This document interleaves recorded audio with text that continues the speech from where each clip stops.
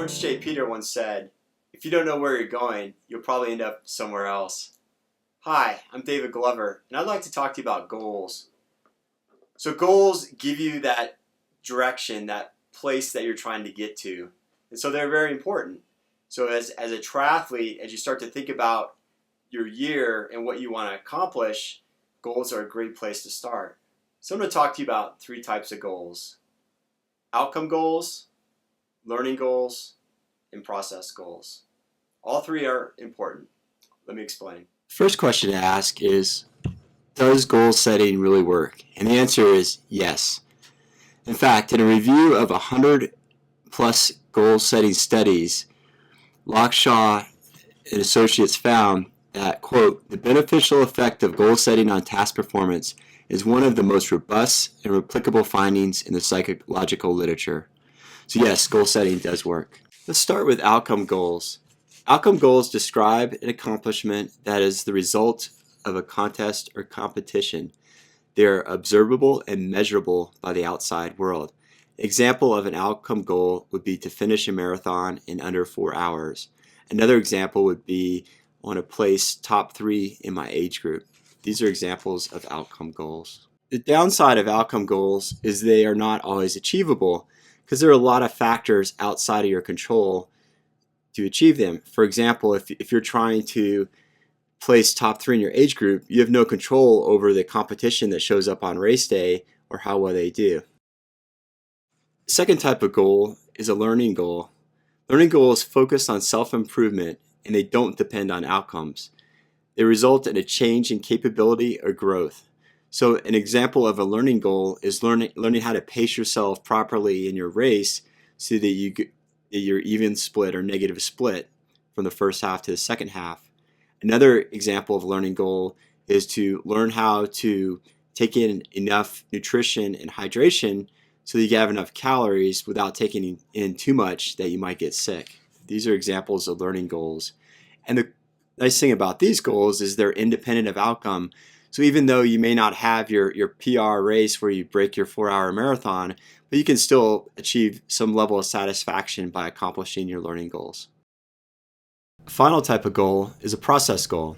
These are the procedures and practices that enable you to reach your outcome and learning goals. Think of them as short-term steps or milestones on the path to achieving your bigger goals. So for example, to meet my goal of negative splitting at 10K, I will practice pacing myself on the track once per week. So again, these are the procedures and practices that you put in play to meet your outcome and learning goals. So let's walk through a quick example tying together all 3 goal types. If I start in the lower left-hand corner, that's today. So I'll pretend I'm a brand new triathlete, never done a triathlon, and I'm afraid of open water.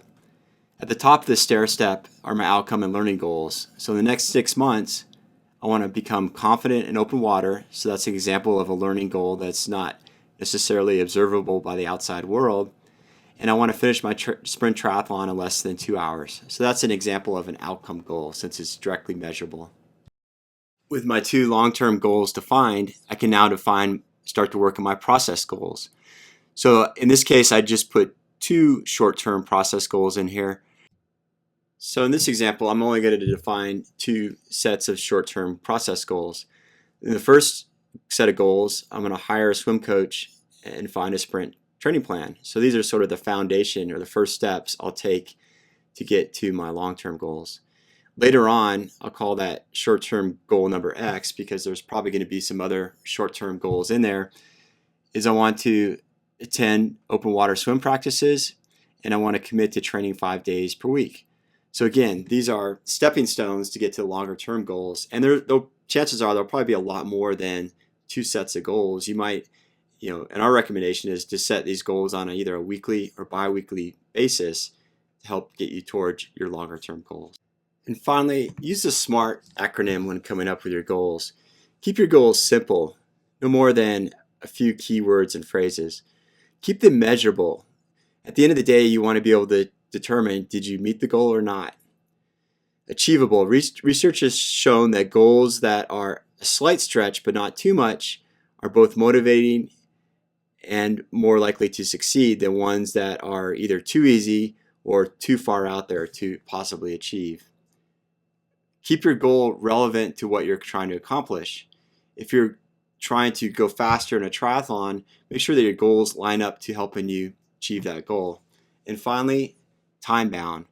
A plan without a deadline is a dream. Same thing for goals. A goal without a deadline is a dream.